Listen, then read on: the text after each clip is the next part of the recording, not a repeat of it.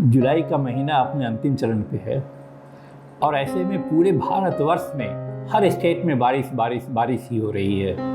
ऐसे बारिश में हम क्या ऐसा करें कि हमारा गार्डन और खूबसूरत रहे और प्यारा लगे हमें और पौधे भी हमारे बहुत खुश रहें। वैसे तो बरसात का पानी हर पौधों को बहुत पसंद है और पौधे अपनी बढ़त काफ़ी कुछ कर ले जाते हैं, परंतु क्या है ऐसे बरसात के पानी में जो हमारे घर के पानी में नहीं है?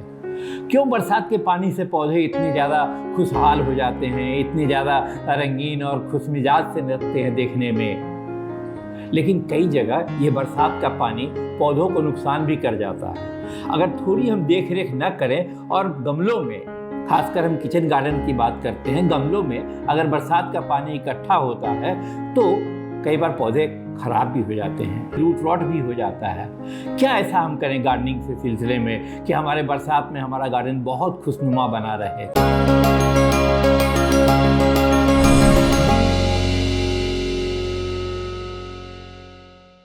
नमस्कार, मैं तरुण चोपड़ा। आज हम आपसे बात करेंगे कि बरसात के दिनों में हम अपने गमलों के पौधों की और अगर हमने ज़मीन में क्यारियों में पौधे लगा रखी है उनकी देखरेख कैसे करें। इसके संबंध में सारी विस्तृत से हम आपसे 16 बिंदुओं पे आज हम आपसे बात करेंगे।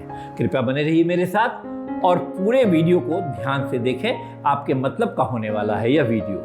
पॉइंट नंबर 1, अगर आपने गार्डन की ज़मीन में पौधों को लगा रखा है तो वहाँ भी पानी को रुकने ना दें, उसके भी बहुत नुकसान हैं। एक तो पौधे की जड़ें खराब होंगी, सड़ेंगी। दूसरा, जहाँ पानी रुका रहता है वहाँ तरह तरह के कीड़े, मच्छर, ये सब उत्पन्न होते हैं जो पौधे के अलावा आप तक भी पहुँच सकते हैं। ये मच्छर, ये हानिकारक कीट जो उपस्थित होते हैं वहाँ पे, जो पैदा होते हैं वहाँ पे, वो पौधों के साथ साथ हमें आपको भी नुकसान करेंगे। तो पानी को कहीं भी अपने ज़मीन की गार्डन में रुकने ना दें, इस बात का विशेष ध्यान रखें। पॉइंट नंबर 2, जब आपने ज़मीन में पौधे लगा रखे हैं, तरह तरह के पौधे लगा रखे हैं, बरसात के दिनों में खरपतवार उसमें बहुत आ जाता है और ये अनवांटेड खरपतवार जो है ये आपके पौधे से ज़्यादा तेज बढ़ते हैं।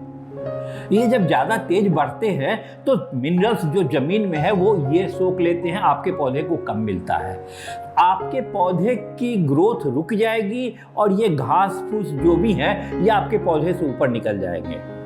प्रयास ये रहे कि जब भी बरसात 1-2 दिनों के लिए रुके तो हम इन घास फूस को वहाँ से गोराई निगाई करके अवश्य निकाल दें। पॉइंट नंबर 3, अगर आपने गमले में पौधे लगाए हैं और गमलों को ऐसी जगह रखा है जहाँ बरसात का निरंतर पानी आता है, हो सकता है गमले के ड्रेनेज होल ब्लॉक हो अथवा ऐसे भी क्योंकि मिट्टी बिल्कुल चिकनी और जम जाती है तो वहाँ पानी भर जाता है, गमलों में रुक जाता है। प्रयास करें कोई लोहे का पतला लंबी छड़ या इस तरह का लोहे का बड़ा पेचकस हाथ में रखें और जब थोड़ी सी बारिश रुके तो गमलों में छेद कर कर के उन पानी को निकालें और उनका ड्रेन होल अवश्य चेक करें। पॉइंट नंबर 4, अगर गमले का ड्रेनेज होल ब्लॉक है अथवा बंद है और पानी नहीं निकल रहा है, बहुत प्रॉब्लम होने वाली है। क्यों? क्योंकि उसको आप खोलें, उनको निकालें, अन्यथा क्या होगा कि ये पौधे की जड़ें उसमें खराब होंगी।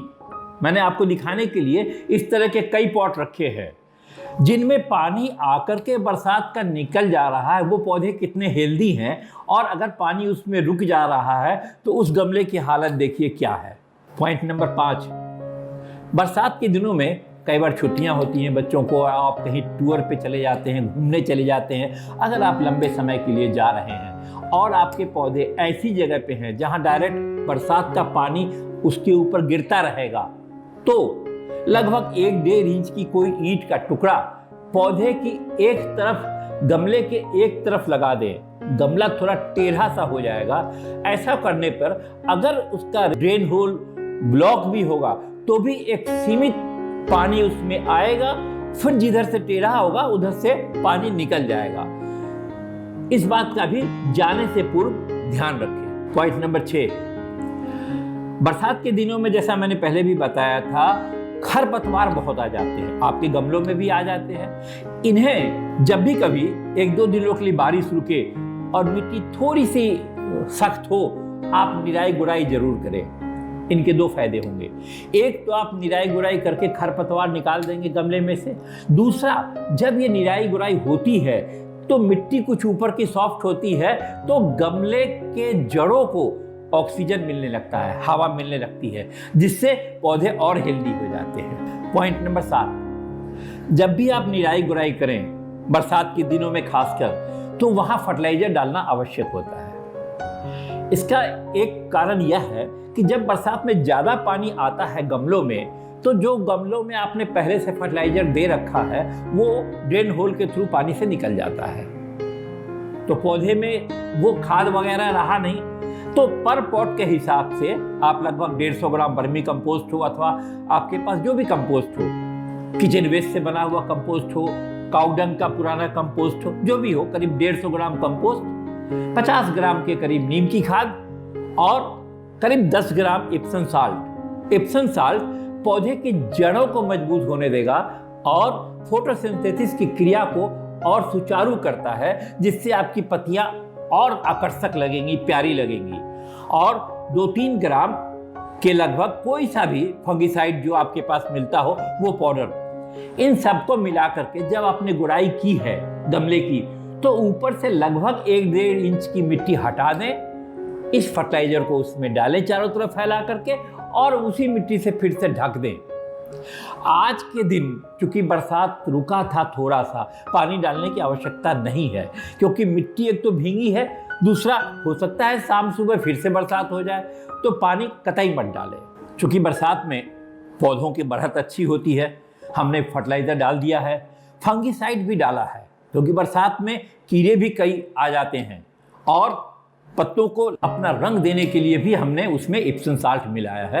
ये चीजें अवश्य मिलाएं। पॉइंट नंबर 8, बरसात के दिनों में जहां ज्यादा नमी है वैसी जगहों पे स्लग, चींटियां, घोंघे और इस तरह के कई बरसाती कीड़े आ जाते हैं। आवश्यक ये है कि जो भी कंसंट्रेट नीम ऑयल हो उसका 3 ml 1 लीटर पानी में डाल के हफ्ते में 1 बार, बल्कि 2 बार भी आप अगर पत्तियों पे, उनकी जड़ों पे स्प्रे करेंगे तो फायदा होगा, कोई नुकसान नहीं होगा। अगर आपके पास नीम ऑयल नहीं है तो जैसा मैंने पहले आपको बताया है, घर में बनाने के लिए नीम से फंगिसाइड, अथवा मैंने आपको बताया था प्याज से बनाने के लिए, लहसुन से बनाने के लिए, वो सब भी कुछ आप इसमें डाल सकते हैं। अगर आपने नहीं बनाया है और बनाना चाहते हैं, उनका लिंक भी मैं आपको नीचे डाल दूंगा, आप कृपया देख सकते हैं। आपके लिए यह भी जानना आवश्यक है कि बरसात के पानी में आवश्यक तत्व होते हैं जो उनकी जड़ों द्वारा बहुत आसानी से अवशोषित हो जाते हैं पौधे में,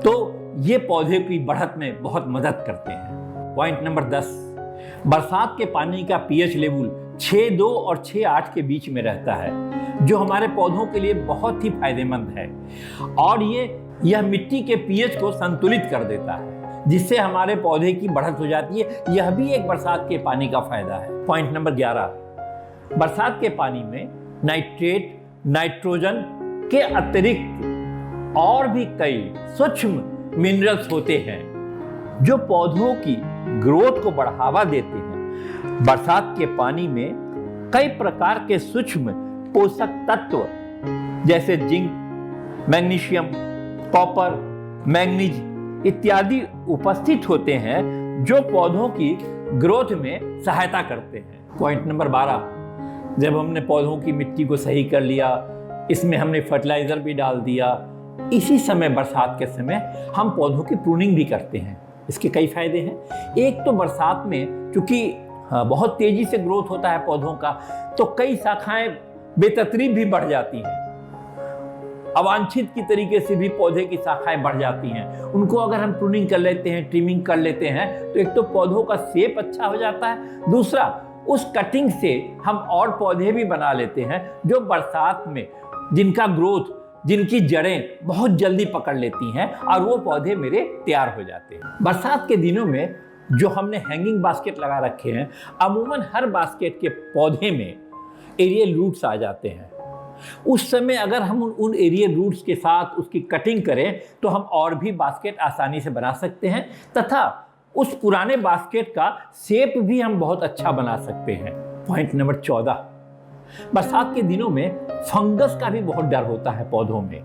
अगर आपके पास एंटी फंगल पाउडर कोई सा है तो उसका भी 1-2 ग्राम पानी में डाल के छिड़काव जमीन पे उनके गमलों की सतहों पे करते रहें। और अगर नहीं है तो हल्दी पाउडर का भी छिड़काव आप 1 चम्मच लेकर के और उनकी मिट्टी के ऊपर कर सकते हैं, जिससे फंगस नहीं आएगा। हाँ, अगर आपको मिट्टी में केचुआ नजर आवे तो उन्हें ना हटाएं, वो पौधे के दोस्त हैं, वो नाइट्रेट बनाते हैं पौधों के लिए, जो पौधों के लिए फायदेमंद है। पॉइंट नंबर 15, कई बार आपने देखा होगा कि बरसात के साथ साथ हवा भी तेज हो जाती है और चूंकि गमले में अथवा मिट्टी में पानी ज्यादा होने से जड़ें भी उनकी कमजोर हो जाती हैं। ऐसे में कई बेल वाले पौधे अथवा सब्जियों वाले, फलों वाले पौधों को सहारे की आवश्यकता होती है।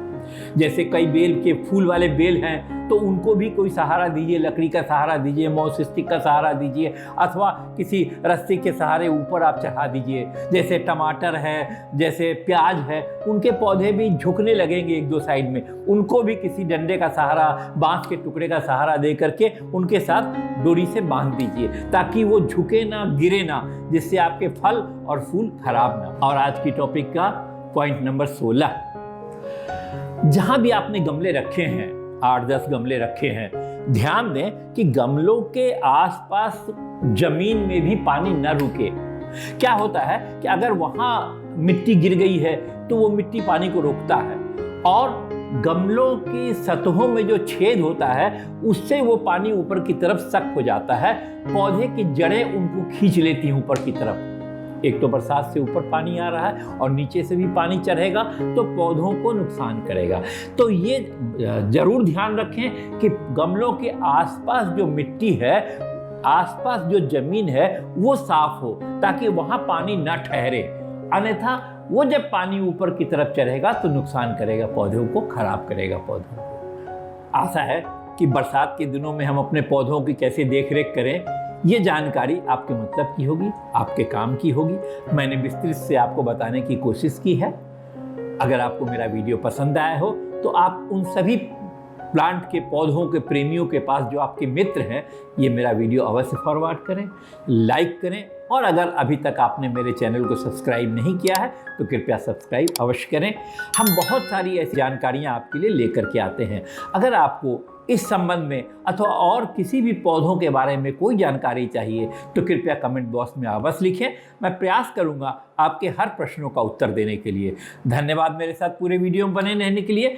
बहुत जल्द मिलते हैं हम आपसे अपने नए वीडियो में।